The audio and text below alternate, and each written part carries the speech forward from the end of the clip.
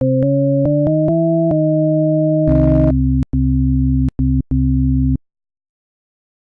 my last video, I discussed some of the different systems of proportional representation and the properties we want from them, and also how it's difficult to get all the desirable properties together. Some of the desirable properties I discussed are as follows. Number 1, the ability to vote for candidates, including independent candidates, rather than just parties. Number 2, local representation, so we have MPs in our own geographical area rather than just a national pool. 3, a fine level of proportional representation, so that parties don't end up with a lot more or a lot fewer MPs than their national proportional share. And 4, simplicity of ballot. As I also said in my last video, some of these properties do seem to be in conflict with each other to some extent, but we can try and find the best compromise. The system I'm going to propose uses score voting, which I've previously argued for as a good single winner system. So voters would enter a number from 0 to a maximum of say 10 to indicate their score for a particular candidate or party. But the same system can be used with the simpler approval voting, as approval voting is just a basic form of score voting. In that case, a voter would just put an X by as many or as few boxes as they like. It is a mixed member system, so there will be directly elected local constituency MPs, as well as other so-called top-up MPs, that are elected over a wider geographical area to provide proportional representation. The country will be split into constituencies as it is now, but only half the MPs will be elected as a constituency MP. Each constituency was also form part of a wider region, which might consist of say 10 constituencies.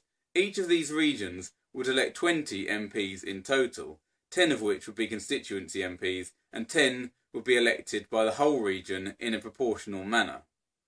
Because only half the MPs will be constituency MPs, in order to keep roughly the same number of MPs as we have at the moment, which is 650 in the UK, constituencies would have to be double the size that they are now. But the exact numbers and sizes are not really that important for the time being. The regions might be larger or smaller, and the ratio of directly elected MPs to top-up MPs need not be exactly 50-50. The ballot paper will look something like this.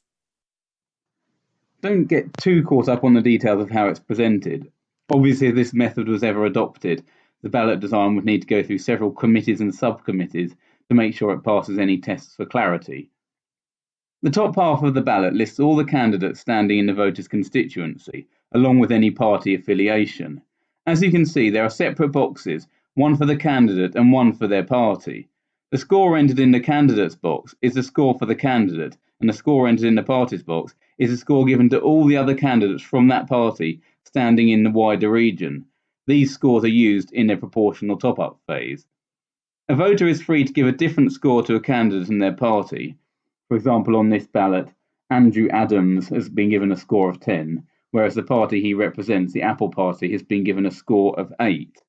If a voter enters a score in only one of these two boxes and leaves the other blank, then by default the candidate and their party are taken to have the same score. For example, Brenda Baker and the Banana Party are both taken to have a score of 5 on this ballot.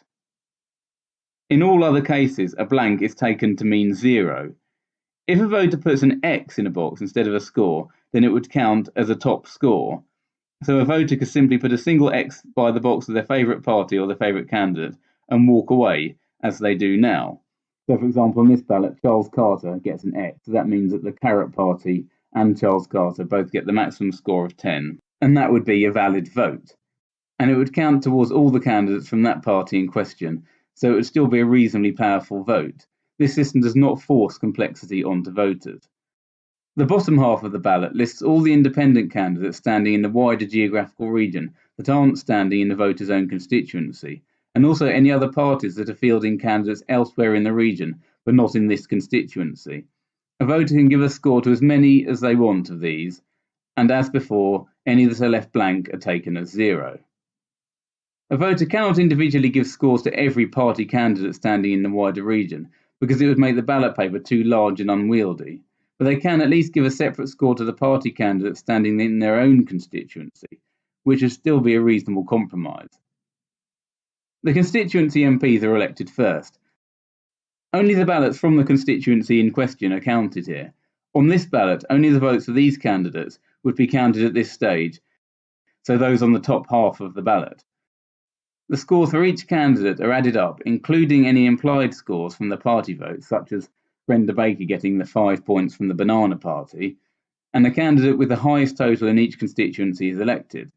Or if approval voting is being used, it would be the candidate with the most votes. The proportional top-up seats are now allocated. In addition to the scores given to the candidates from voters in their own constituency, all other scores and implied scores on the ballots are now considered. These seats are allocated using a proportional representation system that uses score voting. There are actually several of these in existence, but I don't think it's that important here to specify a favourite or to go into any mathematical detail. The seats that have already been allocated are taken into account when allocating these seats, so that the result is the most proportional it can be, given those already elected. For example, if a party doesn't win any constituency seats, but have a fifth of the overall support in a region, then if a region has 20 MPs in total, then they should get 4 of the 10 top-up MPs to make a fifth of the total. If a party has already won 4 of the 10 constituency seats with a fifth of the support, they wouldn't win any of the top-up seats, which would keep them on 4 out of 20 for the wider region, which is the right amount.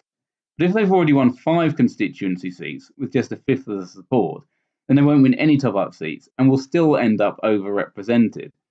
This is just something we'd have to accept, but the rest of the seats will be allocated in the most proportional way possible given the seats that have already been allocated. Although a voter cannot give individual ratings to party candidates outside their own constituency, the candidates elected from each party would generally be the candidates that are the most popular within their own constituency. So if there are any particularly popular or unpopular candidates standing for a party, this will be reflected in the results. It would not be the parties making the decisions. In this example, there would only be 10 constituencies in a region consisting of 20 MPs, and so only up to 10 candidates from each party standing in the region. But it might be that a party gets more than 50% of the support, and so warrants 11 or more MPs. If this happens, then the party would be allowed to use a party list for their 11th MP onwards. Party lists are obviously unsatisfactory, but only a small minority of MPs would ever be elected in this way. A way of reducing this number would be to change the ratio of constituency MPs to top-up MPs. If 2/3 of the seats went to constituency MPs, then a party would need to get more than 2/3 of the support to be likely to have a party list candidate elected. But the smaller the proportion of top-up MPs, the less proportional the overall result is likely to be. For somewhere from a half to 2/3 being constituency MPs sounds about right.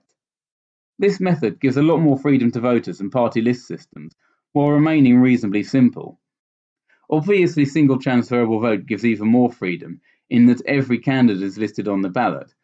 But because the ballot paper can only reasonably have so many names on, this limits the number of candidates standing, and so would lead to smaller regions and a lower level of proportionality. I showed this single transferable vote ballot in a previous video. There are 7 candidates to be elected, and the ballot is already getting quite cluttered. The system I have proposed has regions of 20 MPs, which obviously gives a much finer level of proportional representation than having 7, and I think my ballot is much nicer. Also, in single transferable vote, there is only the wider region. There are no constituency MPs. The method I am proposing gives more freedom than party lists and a greater level of proportional representation than single transferable vote, so I regard it as a good compromise.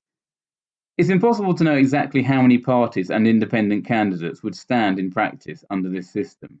If there are a lot more than I've put on this ballot paper, we might have to use smaller regions to keep the number on each ballot paper down. This would mean a slightly less fine level of proportional representation. But based on the number of parties and independent candidates that stood in the 2015 UK general election, the number on this ballot would not be too unrealistic. And for any given number of candidates standing, this method would achieve a better level of proportional representation than single transferable vote. Giving candidates scores, as in the system I proposed, is also much simpler for voters than the ranks in single transferable vote. When there are a lot of candidates, ranking them can become quite difficult. If you wanted to rank all the candidates in your favourite 2 parties, then with 7 to elect, that's potentially 14 candidates to rank. If you accidentally miss a candidate out, you would have to start your numbering again from when the mistake was made.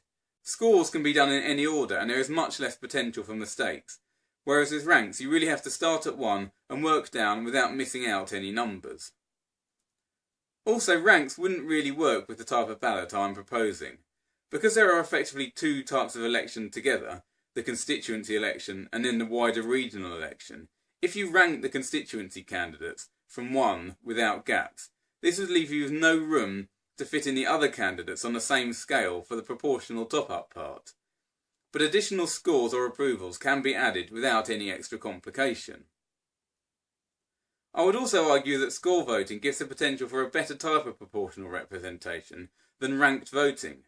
Take the following ballots with scores out of 10. 10 voters give candidate A a score of 10, B a score of 0, C a score of 9 and D a score of 9. 10 voters give candidate A a score of 0, B a score of 10, C a score of 9 and D a score of 9. If this is a proportional election with 2 to elect, then I would argue that electing candidates C and D would be the ideal choice. Everyone will be reasonably happy with these two candidates. But this would not happen in single transferable vote. The ranked ballots would look something like this. 10 voters would rank candidate A top followed by C, D and B, and 10 voters would rank candidate B top followed by C, D and then A. And candidates A and B would be elected. People would get their favourite but would hate the other MP. Single transferable vote considers each voter to be represented by one candidate, so this gives no weight to how voters feel about anyone else. Whereas proportional score and approval systems, the good ones at least, look for the most proportional result taking into account voters' views on all the elected candidates. That's one reason why I prefer score and approvals over ranks for proportional representation. As I said earlier, there is a simpler version of this system that uses approval voting rather than score voting. And here is the ballot paper for that. Instead of giving scores, a voter just puts an X by each candidate and party that they want to vote for. It's really simple. As before, I've made it so that by default, a single vote for a party candidate also counts for their party and vice versa. So this means the voter has to enter an O to withhold an otherwise assumed vote. For example, this voter has put a vote for Edward Evans, but does not want to vote for their party, the Elderberry Party. But that's not much of a complication, and I think it's better to make this assumption by default than not. So how well does this system do when it comes to our criteria specified at the start of the video? Number 1, the ability to vote for candidates, including independent candidates, rather than just parties. I would give this a tick. Although there is some lumping when it comes to parties for simplicity, the voters are given complete freedom to score the party candidates in their own constituency and also all the independent candidates across the whole region. Number 2, local representation, so that we have MPs in our own geographical area rather than just a national pool. Yes, geographical constituencies would be larger than they are now, so the representation wouldn't be quite as local, but I would regard this as a good compromise. Also, with region sizes of 20, there would be 19 other MPs in the wider region on top of your one constituency MP. So this will give each voter 20 MPs that they are in some way officially affiliated to. So this will give them more choice of who to write to over a particular concern that they might have. 3, a fine level of proportional representation, so that parties don't end up with a lot more or a lot fewer MPs than their national proportional share. Regions should have about 20 MPs. So that means that if a party has 5% of the support, they should get an MP. I always say that this is quite good, certainly better than what you could ever realistically achieve with single transferable vote, even if it is not full national level proportional representation. If you wanted more, you'd either need more reliance on party lists, which would be less democratic, or more complex ballots. And number 4, simplicity of ballot. For the level of proportional representation and the power to vote for individual candidates rather than just parties that this system gives, I would argue that this ballot is very simple. And for extra simplicity, it can be done with approval voting, where scores are replaced by X's by the candidates and/or parties that you want to cast a vote for. And for a given number of MPs to be elected to a region, a ballot for this method would always be much simpler than a single transferable vote ballot. So I think it performs reasonably well with all 4 criteria. So to go through them again, number 1, the ability to vote for candidates, including independent candidates, rather than just parties. 2, local representation, so that we have MPs in our own geographical area, rather than just a national pool. 3, a fine level of proportional representation, so that parties don't end up with a lot more or fewer MPs than a national proportional share. And 4, simplicity of ballot. So that concludes this video. I think the system that I've described would work very well for national parliamentary elections. Let me know what you think in the comments below. Thank you for watching my video. If you enjoyed it, you can subscribe to my channel.